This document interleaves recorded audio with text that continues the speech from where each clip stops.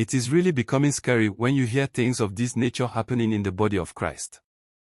Because ordinarily, it is in the body of Christ that peace and joy is supposed to be restored. But in recent times, how the devil through his agents doing his agenda are manipulating people to think that true blessings are material things, thereby making these young people who are one way or the other supposed to stand for Christ are losing their souls to the devil without even realizing it. You only become aware of what you have involved yourself with when you are too deep into whatever it is that you are associated with.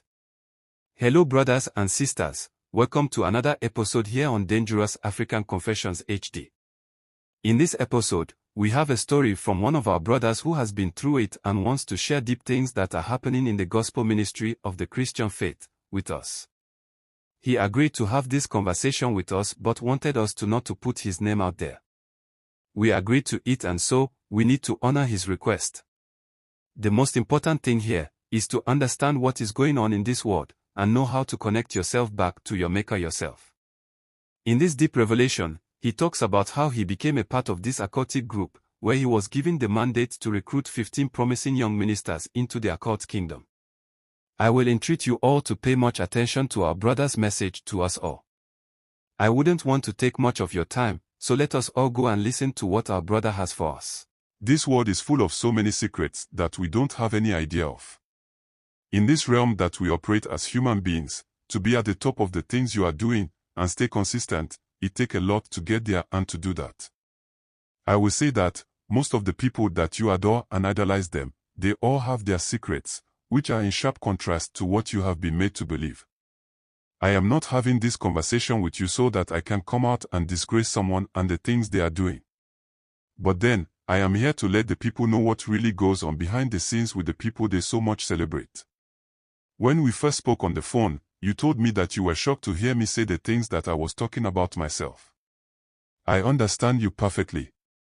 And I know it is because people do think that what most of the people out there speaks with their mouth, they actually believe them in their heart. If you do think so, then as a member of this occultist, I would like to tell you today that you are doing yourself harm than good. Most of the ministers you know, be it in the gospel ministry, prophetic ministry, and any other ministry that you can think of, they belong to the satanic cult. They have sworn an allegiance to the devil and are only doing the bid of the devil. In exchange, he has also granted them wealth and fame. That is why as a gospel minister and as a prophet or pastor, you see them flaunting their wealth in the face of the people.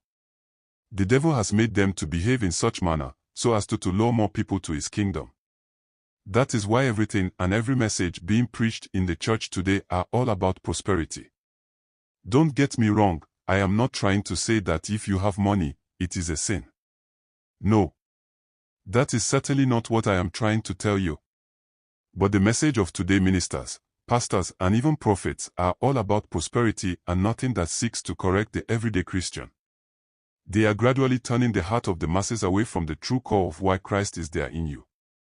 This I also did with all my might and energy. Because I had sworn to do the bidding of my master the devil. Let me discuss with you how I got into this in the first place. I know I have already sold my soul to the devil, and there is nothing I can do. This doesn't change the fact that I want to tell you who is still out there and is naive about how things work in ministry. I started in singing group when I was young.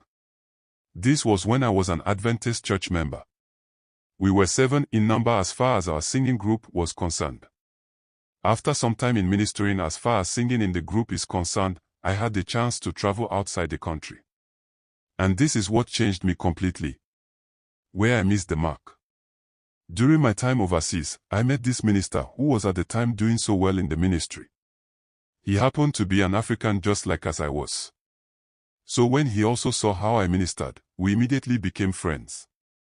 And since he was already established there, any program he will be built to perform, he will try and carry me along so that I can also share with the people what God has gifted me with. All that time, nothing evil ever came to my mind about him.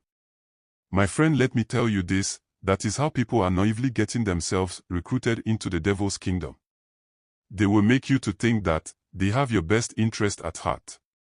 Why am I even saying they? The thing is that I am a part of this whole demonic assignment ongoing in the continent. The assignment is to recruit as many as 15 young ministers who I know they have the potential to win people to the other side. I am to bring these people into our kingdom. And in exchange for that assignment done, I am assured of continuing enjoying the game and wealth. And those people that I recruit into the kingdom are also given different mandates to also lure people into the kingdom as well. The inspirations for the songs that we do put out there are all from the occultic masters. And they do sound comforting and soothing to the listener because of the backings that it has. Let me talk about myself like I said. I just don't write songs like writing sake. Before I get the inspiration to write any songs, I will have to consult my occult sources, and the lyrics of the songs will be given to me either through dreams or sometimes, even the masters themselves give songs for me to sing. I have like about 5 of my hit songs that were given by one particular master from Ghana, and 2 of my songs were also given to me by one master in Nigeria, all of whom are pastors, pastoring over so many congregations. Now this friend that I met in overseas, Canada to be precise, he told me that he was going to help me get my breakthrough because he sees how talented and gifted I am. He told me he was going to introduce me to some senior ministers of God who helped him break through the walls of success. This was a welcoming news coming from him. True to his words, he told me that one of the men he was talking about was coming to UK for a program and he was on the bill. So he will use that as an opportunity to do the introduction. He arranged for everything for our trip without me footing any bills. He seemed so generous, and by so doing, I developed a lot of trust in him. That is how I came across this big initiator in West Africa. In fact, if I am to mention his name to you, you will be shocked. But then, I promise you that, on our next conversation, I will provide you with detailed information as to the number of prophets he has initiated into the cult. And also the number of lives they have destroyed. If I talk about these pastors and even gospel musicians who are to speak the mind of God, the kind of things that they are doing behind the scenes, nothing will push you to even enter the church again. I have witnessed life being taken away from my fellow human being before by these men of God. I am going to say this before I continue. The creator of the universe does not kill his own creation in any way because you have talked about his prophets or servants. That assertion is never true. What happens is that, when you have an issue with any of these prophets, what they do is that, they go back to their occultic shrines and then conjure something against your spirit and soul. And if you're not strong in the spiritual realm, they will destroy your life. After which they will now make it look like it was because you had that issue with him or her, that is why the Creator has struck you with that punishment. But I can tell you on authority, as far as I know, and the things that I have seen done to people, it is the same prophets who go behind the scenes and curse you because of the evil powers they have. In fact, when we got to meet the man, he was someone that I had seen all over the place as doing great works for the Creator. Just as you all believe him to be a good servant of the Creator of the universe, I also did too. But then, after the service and we went to his hotel room, he had invited my friend to come to the hotel where he was staying. We went and my friend had the introduction done. Apparently, they had already gone through with their conversation over the phone. And the man knew exactly why I was there, including my friend. But what I had in my mind was totally different from what they had. My first shock came when the man asked my friend to bring his drink from the fridge. When the drink was brought, it was this hard liquor. They took turns with the drink. The man poured some of the drink and offered to me. I told him I didn't know how to drink. He laughed at me and then assured me that there was nothing to worry about. That was my first time of taking hard liquor in my life. And for some reason, it felt so good that I asked for more. During my time of taking the drink, the man said that my initiation into the higher realms will begin that evening. He made it sound so perfect and holy in my ears. After about some time, when I took the second drink, I was out. I honestly can't tell you as of now what really happened. But then, I woke up to see myself in the big sofa that was there wearing only my boxers. I was all alone in the room. I got to the door and tried to open it after I had called my friend and no one answered. The door was locked when I checked. I saw my clothes in the single chair sofa that was also in the room. I took my phone and called my friend. He didn't answer at first. He came to call me back after several attempts to get through to him but couldn't get him. He told me that he had gone to a place with the pastor and they will be returning in no time. I wanted to ask him what happened to me, but he ended the call. Honestly, I knew something bad had happened to me. But I tried to put that thought away. Because I had this feeling that I have been used or taken from my behind. Because I felt pain in there and there were some nasty things there when I checked with my left index finger. I quickly rushed to the washroom and washed down. After about some time, my friend called back and asked me to order food from the hotel because they are aware that someone was in the room. I asked why I should do that, and he said they will be coming but they will be late. I then asked what happened to me. Before I could end the question, he ended the call. I didn't feel like eating anything. I was just angry and at the same time wanting to know what really took place when I passed out. The thing is that they returned late in the evening around 9 p.m. The man then said I should relax because there are a lot of things that he had to discuss with me if I truly wanted to make it in the ministry. He continued that he was prepared to help me reach any heights that I want. He then picked a phone and called the receptionist and ordered for food for the three of us. After eating, he told me that he was booking a room for me to go and sleep in it.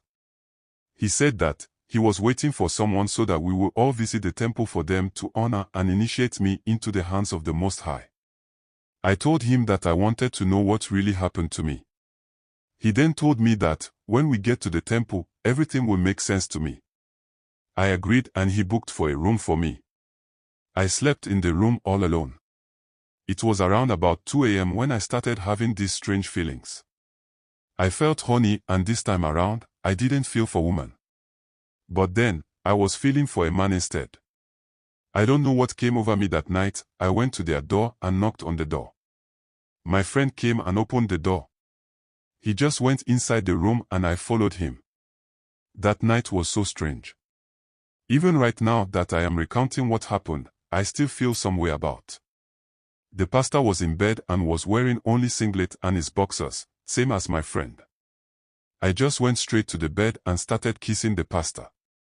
He also kissed me back and said that, I knew you were going to come back. That night, all the three of us had it in turns. It was after that, the pastor told me that, whatever I wanted to know about is what I came for again. He told me in the morning that, he was willing to support me to reach any heights that I could imagine.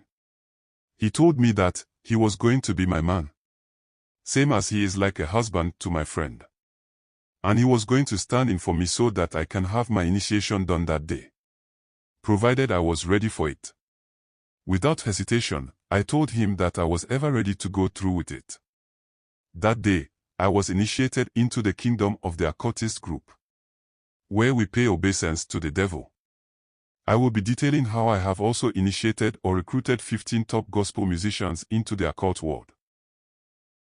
Don't forget to please subscribe, share and like our videos. Kindly hit the notification bell so you will be the first to get notification to our videos when we upload. Like I always say, these are not just stories for story's sake. They are meant for us not to make these mistakes our brothers and sisters are making. That's why we share these stories with you. After listening to this story, I will say that, I leave everything to our viewers to foment and share their experiences with us all, if only you have experienced something like this. We are going to have series of interviews with our brother, so that even as he is part, he can share with us what really is going on in the dark places where we cannot see. Again, I would like to stress that, we do not have any motive, but we are here to help our innocent brothers and sisters to realize what is happening out there, that they do not have any idea about, so that they can make their own decisions going forward in their walk with Christ. The only thing I can say is that, know Christ for yourself.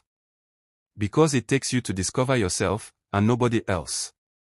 Let me talk about what really is happening in this generation. Our people and loved ones are gradually being deceived into thinking that pastors cannot make mistakes, and as if they cannot also do things that are dangerous.